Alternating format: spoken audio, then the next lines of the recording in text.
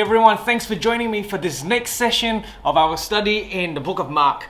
I don't know if you are sensing this as we work through these passages on a weekly basis, but things are really starting to heat up.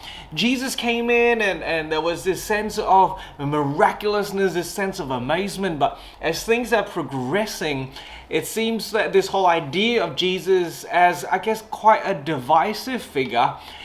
Or maybe put it this way, Jesus is demanding that we make a decision. We make a commitment in how we respond to Him. And things are really heating up because of this demand for us to respond in some way to Him. And today's session is no different. There are some really important things for us to pick up on in Mark chapter 9 verses 2 to 29. And so I'm going to start reading verses 2 to 13 first. It says this: After 6 days, Jesus took Peter, James and John with him and led them up a high mountain where they were all alone. There he was transfigured before them. His clothes began dazzling white, whiter than anyone in the world could bleach them. And there appeared before them Elijah and Moses, who were talking with Jesus. Peter said to Jesus, "Rabbi, it is good for us to be here. Let us put up 3 shelters, one for you, one for Moses, and one for Elijah." He did not know what to say. They were so afraid. Then a cloud appeared and covered them, and a voice came from the cloud, "This is my son, whom I love. Listen to him." Suddenly they looked around and they no longer saw anyone with them except Jesus. As they were coming down the mountain, Jesus gave them orders not to tell anyone what they had seen until the Son of Man had risen from the dead. They kept the matter to themselves, discussing what rising from the dead meant. And they asked him, "Why did the teachers of the law say that Elijah must come first?" Jesus replied, "To be sure, Elijah does come first and restores all things. Why then is it written that the Son of Man must suffer much and be rejected? But I tell you, Elijah has come, and they have done to him everything they wish, just as it was written about him." This passage is known as the Transfiguration. Jesus is transformed on the mountaintop, and what a spectacular sight it must have been. And it was interesting that it was reserved for just 3 witnesses, Peter, James, and John, and being the 3 closest disciples to Jesus. This was a very private revelation for them. And remember that this is probably Peter's account that was written down, recorded by Mark. And so it's really kind of cool that Peter knew that the 2 men that appeared with Jesus was Elijah and Moses. And that is an important detail. You see, Moses represents the law and Elijah represents the prophets. We often hear this term, the law and the prophets. Israel's scriptures. Up to that point in time, they did not have this New Testament, and so Israel's scriptures was what was recorded till then, Genesis all the way to Malachi, and they are the law and the prophets. And this is the whole of Israel's history being represented in 2 men, and here they are speaking to Jesus. The law and the prophets look to Jesus for their culmination. They climax in the person of Jesus. They look forward to Jesus, and here Jesus was. Now, they were on a high mountain, and it was on a high mountain that Moses received the 10 Commandments. And it was on a high mountain that Elijah met with God and spoke with God. And so this whole mountaintop experience was a very significant one. It was a meeting with God. It was a meeting with Jesus, the Son of God. And this is a personal revelation for Peter, James, and John to see Jesus once again, His deity, that He is the Son of God. We see that this cloud comes down, and very much so, like in the Old Testament, the cloud represents God's presence. When Moses went up to Mount Sinai to receive the 10 Commandments, there was this cloud that covered the mountain. It was a pillar of cloud that actually took the Israelites and guided the Israelites through the wilderness. The cloud was there. God was there. And so Peter pipes up, as he often does. This time he's so in awe of what he was seeing. He didn't get frightened, really, because this was a phenomenal experience for him. And so he just simply says, this is a good place for us to be. Let me build 3 shelters, one for you, Jesus, one for you, Moses, one for you, Elijah. Now, there are a couple of aspects to this whole shelter business that Peter spoke about. One is that Peter simply wanted to stay in the moment. This was a good place to be. We are meeting with God. What a powerful, personal encounter with God. Let's stay here. Let's build these shelters. And in a Jewish mindset, building these shelters was a sign of hospitality. And so he wanted to be hospitable to these 3 dignified guests by building them a shelter for them to stay, and so that he would be able to stay with them as well. However, God's intention for them to have this encounter, this personal viewpoint of Jesus' deity, was not for them to stay in that place. They would need to travel down the mountaintop at some stage. The shelter was not required because they were not going to be staying on the mountaintop. However, there is another aspect to the shelters that we need to look at as well. You see, shelters are very important and significant in Israel's history. It is the word translated is sukkah. And when the Israelites were led out of Egypt, they lived in these shelters or sukkah as long as they traveled through the wilderness to the promised land. And being such an important part of the history that they were these pilgrims, these nomads moving towards a place of God's promise, a place of rest that God was bringing them to, God instituted the festival of Sukkot, the festival of shelters, where Israelites would live in these sukkah for 7 days every year, remembering the Exodus. And so by bringing up that he wanted to build these shelters, it was this sense, there was this bringing up, this imagery of the Exodus, this imagery of traveling, pilgrimaging from a place of slavery to the place of the promise. And when the prophets were looking forward to the Messiah, they were looking forward to one who would usher in a second Exodus, leading them once again through the wilderness, as seen in Isaiah 40 verse 3 and in Hosea chapter 2 verses 17 to 23. Peter bringing up this sukkah could be a way of bringing to mind that the Messiah was truly here, that this second Exodus was happening, that God was once again bringing them into the fulfillment of his promises. This was an exciting time.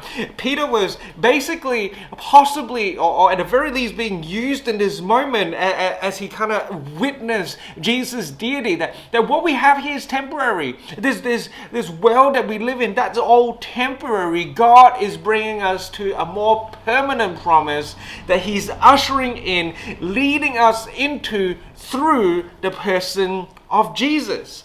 They had so much to look forward to in seeing this transfiguration moment. Jesus' deity, the promises of God, that they were going to be led into as new promises of God, is a very significant picture. However, at the same time, the disciples are still confused. After God speaks about Jesus, this is my son, listen to him, Elijah and Moses disappears, and it leaves Jesus with these 3 disciples. And again, that's a very significant picture, because the law and the prophets, they had guided the Israelites to that point, and they are still important for us because we can learn so much from Israel's history. But it is Jesus alone who saves. Not the law, not the prophets, not by obeying the Mosaic law, not by fulfilling a whole bunch of religious standards. Jesus is who the law and the prophets were looking forward to, and Jesus is left in this picture. And Jesus begins to speak to them and begins to teach them once again about what is going to take place. And he tells them not to talk to anyone about this transfiguration, this witnessing. There's 3 witnesses, very important Jewish custom, 3 witnesses to Jesus' deity. He says, don't tell anyone about this until the Son of Man had risen from the dead. Now the disciples did not get this whole idea of rising from the dead because the Messiah is not going to die, right? Jesus had already plainly spoken to them in our last message about how Jesus is going to die and suffer for the sins of humanity. He plainly taught them about what was going to take place, but the disciples, Peter, James, and John, the core disciples, the 3 closest to Jesus, still could not grasp that Jesus needed to die. They could not get past the fact that their rabbi, they have just seen transfigured, they had seen his deity. You're not going to die. We don't get this. They started to discuss this. They started to talk about this, and they end up asking Jesus about Elijah. I don't know how they segued from not understanding about Jesus's impending death and resurrection and started to talk about Elijah. But perhaps in their mind they were just trying to wrestle with all that was taking place. And they asked Jesus about Elijah. Why do the teachers of the law say that Elijah must come? Well, it's because in Malachi chapter 4 verse 5 to 6, and we have mentioned this in the previous message, but this is what Malachi the prophet prophesied. He said, see, I will send the prophet Elijah to you before the great and dreadful day of the Lord comes. He will turn the hearts of the parents to their children and the hearts of the children to their parents, or else I will come and strike the land with total destruction. Maybe for the disciples, they knew this passage and they went, but Jesus, you're the Messiah. So who's Elijah? Where is Elijah? And Elijah, as Malachi prophesied, was supposed to bring this restoration. And perhaps they were kind of wondering, where is this restoration? Where is this turning around? And this is serious because maybe the disciples realized that if Elijah had already come and this whole restoration that Elijah was supposed to bring had not taken place, the prophecy said that there was going to be total destruction of the land. A very scary prophecy. Judgment befalling the land if Elijah was not listened to. And this is what Jesus said. Hey, Elijah has come. He was referring to John the Baptist, and we have spoken about this before as well. But John the Baptist came, he preached repentance. Many people listened, but many people didn't. And it led to him being beheaded. He lost his life. The land did not really come around this restoration, this restorative message of repentance that John was bringing. So there should be destruction coming then. But this is how Jesus spoke about it. He said, the Son of Man must suffer. That's why the Son of Man must suffer. This destruction that was prophesied, this judgment that was prophesied because people were not listening to the new Elijah, to John the Baptist, Jesus was going to take on in our place. The story of redemption is one of Jesus taking our place, even though we are sinners, even though we are unrepentant, even though we don't, we're not faithful to God, and we deserve every little bit of judgment that comes our way. Jesus is still taking it upon his shoulders. What an amazing, amazing thing that God is willing to take on the suffering that we deserve upon himself. Let's read on in Mark chapter 9, 14 to 29. When they came to the other disciples, remember, they were walking down a mountain, Jesus teaching them about this whole idea of the Son of Man rising from the dead and asking about Elijah. They were coming down the mountain, and when they had come to the other disciples, they saw a large crowd around them and the teachers of the law arguing with them. As soon as all the people saw Jesus, they were overwhelmed with wonder and ran to greet him. This is actually quite an interesting little detail, because remember when Moses came down from Mount Sinai, his face was shining because he had been with God, and the people saw this and were filled with wonder, so much so that Moses had to cover his face so that the Israelites were able to come to him. But here when people saw Jesus, they actually ran them towards him, because Jesus is the culmination of the law and the prophets, and was bringing people back into relationship with God. And so there's a very interesting detail there. "What are you arguing with them about?" he asked. A man in the crowd answered, "Teacher, I brought you my son who is possessed by a spirit that has robbed him of speech. Whenever it seizes him, it throws him to the ground. He foams at the mouth, gnashes his teeth, and becomes rigid. I asked your disciples to drive out the spirit, but they could not." "You unbelieving generation," Jesus replied, "how long shall I stay with you? How long shall I put up with you? Bring the boy to me." So they brought him.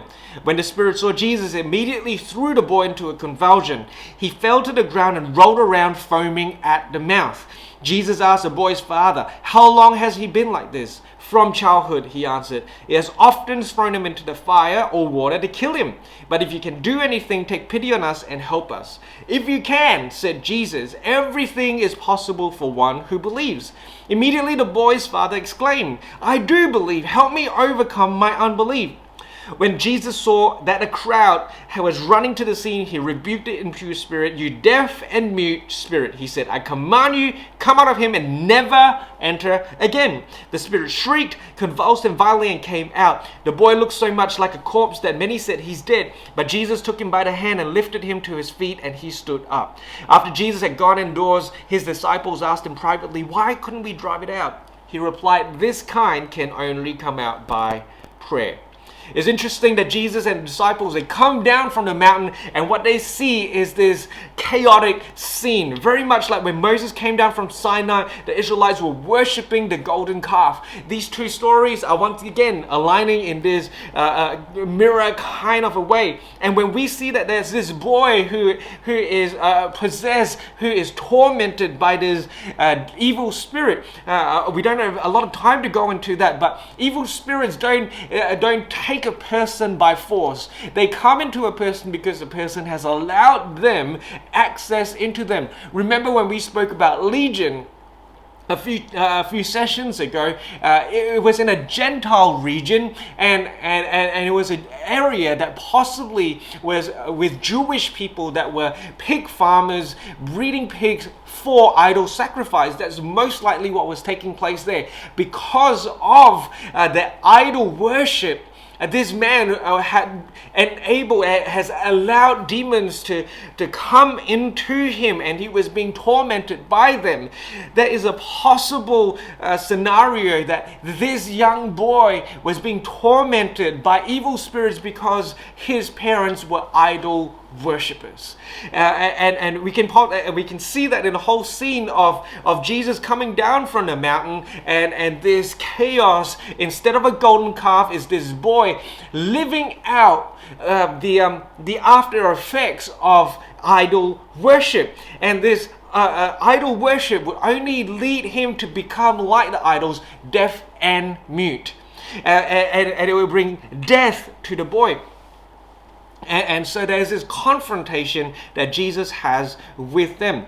And now this is also really interesting because the disciples were unable to drive this demonic spirit out. And in previous chapters, in chapter 6, Jesus had sent out the 12, and they were very successful at driving out demons and healing the sick. And so why were they unable to do it this time round? Now, there's a sense that there's been progress since chapter 6, where Jesus had been taking them into a deeper revelation of who he is, and he was still somewhat waiting for the response. As one particular scholar was saying that where Jesus had said, you need to deny yourself and take up your cross. The disciples were still possibly wrestling with that. They had possibly the initial stages of Jesus as the healer, as this amazing rabbi. They were taking that on. They were responding. They were following. But a deeper revelation of Jesus' deity, but also Jesus' suffering and death, they were really struggling with it. Remember, Peter, James, and John, the three closest disciples to Jesus, were struggling with this thought that the Messiah needed to suffer and die. How much more the rest of the disciples as well. They were not able to fully grasp it. They were not fully able to respond to that the way that they needed to, really. This whole idea of Jesus demanding a response with the revelation. And so because of that, they had lost the authority perhaps, or they didn't have the greater level of authority needed, because remember Jesus said this kind of demon really, it seems to indicate that with demonic influence there are levels of severity, and this was possibly one of a greater severity, needing the disciples to have this greater authority, and they did not have that. And we can also see this in the rebuke that Jesus issues to what seems to be everyone there. He says to them, "You unbelieving generation, how long shall I put up with you?" This sentiment of putting up with you again mirrors how God endured the faithlessness of the Israelites going through the Exodus. So Jesus is trying to bring them as part of the second Exodus, this second pilgrimage into the promised land, but they were struggling to really follow Jesus. The fullness of his teaching was difficult for them to respond to, and the Father demonstrates this faithlessness. Remember, he's the one that brought his son to Jesus in the first place. But then now, instead of saying, "Jesus, please heal my son," he says, "If you can." And Jesus rebukes him, takes that one remark and says, "If I can, anything is possible for those who believe." You see, our belief in Jesus demands that we respond to the fullness of his revelation, not just the bits and the pieces that we like. It's not about how we see things in our earthly viewpoint, but it's actually taking on the viewpoint of what Jesus is revealing to us. But this father demonstrates something really awesome in that he repents immediately. And from there, Jesus proceeds to drive the demon out, bringing life back to the boy. Again, this is the picture of Jesus as the life bringer. When we think about whether we respond to Jesus or not, and all the difficult claims that he puts forward, or the difficult teaching about denying ourselves and taking up our cross, there's no life apart from Jesus. It shouldn't be a hard decision for us to make, even though I'll admit that even for me, not even for me, for me it is difficult to take up my cross, to deny myself and to follow Jesus completely and fully. But he is the life bringer. There's no life apart from Jesus. Well, anyway, from there, the disciples then in private begin to ask Jesus, why couldn't we drive this demon out? And Jesus' response is interesting, because he says this kind can only come out through prayer, but at that point in time, prayer had not been mentioned at all. Jesus didn't pray. We didn't see him praying. We hadn't seen Jesus pray for a little while. So what does Jesus mean by this kind can only come up from prayer? And that's where one particular scholar puts forward this whole idea that the disciples were struggling with this teaching of denying themselves, taking up their cross and following Jesus fully. They weren't able to follow Jesus fully because they did not want to accept that the Messiah needed to suffer and die. And so there was this rift, if you will, between Jesus and the disciples, between the source of authority and the disciples. Perhaps they had also seen successes to date. They had seen that they were able to drive out demons and to heal the sick. And so they possibly thought, why do we need to suffer? Why do we need to go through any of this? Why do we, when we obviously have the authority to do this? And that's part of the difficulty with Jesus' teaching. Quite often when we experience God, there are levels of blessings that we already receive. We have this assurance of salvation. We have this peace that passes all understanding. We experience the joy. And in our Western context, we don't really have many needs, physically speaking at the very least. And so when we accept Jesus, our Lord and Savior, and the afterlife has been dealt with, we don't need to worry about God anymore, do we? Because we can just go ahead with our lives. And I think that this picture of the disciples' failure demonstrates that the revelation of Jesus grows, and our surrender to Jesus also need to grow. When Jesus talks about prayer, he's talking about communion with God, speaking with God.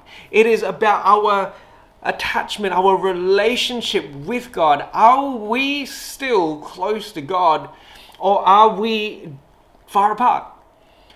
The disciples were unable to live out the power and authority that they were meant to have because there seemed to be this rift between them and God. Maybe there was this sense of self-sufficiency, as I've already mentioned. Maybe they just got lazy. Maybe they got proud. Whatever it is, Jesus was saying, pray, guys. If you want to see the fullness of the life that I have for you, pray. And that is something that I'm hoping that we all catch at Lift. That no matter what successes we have found, no matter what life we have managed to build for ourselves, no matter what assurances of the afterlife we have in God, if we want to see the fullness of life, we need to get back to prayer. We need to humble ourselves. We need to come to God, and we need to say, I want to learn all that you have for me. I want to be able to catch this revelation, and if I don't get it, I want you to teach it to me. I want to fully get it. The disciples, they had full access to Jesus. They had full access to being able to hear the plain revelation of God, but yet they did not want to accept the truth that God was bringing. How are you going and accepting the full truth of Jesus' life? Not just the miraculous healings and provision, but also taking up your cross and dying. Discipleship is not just about receiving the good stuff, but it's about receiving the whole of Jesus and the life that he brings. And he promises us that on this earth there will be trials. We need to get on our knees. We need to be getting to that place of prayer. We need to be getting to that place where we are speaking to God, allowing his truth to become our truth. And that's when life truly flows. That's when the power and authority that Jesus has for us is fully available to us. Can I just pray for you as we close in this session? Dear God, I pray that you speak to us. Wherever we are at, wherever we are listening to this message, I pray that your Spirit is stirring and moving in our hearts. I pray for a full surrender that we, each and every one of us, has towards you. I pray that we will put aside our pride, we will put aside our achievements, our crowns, if you will, everything that we have, and we deny ourselves. We take up our cross. Help us to take up our cross. Help our unbelief, Jesus, that we can see your life truly flow through us. I pray that through that we really tap into the fullness of the power and the authority that you have that you're portioned to each and every one of us. I thank you, Jesus. I pray this in your name. Amen. Well, make sure you get into your Lift group this week as we discuss another passage from Mark. Thanks, everyone.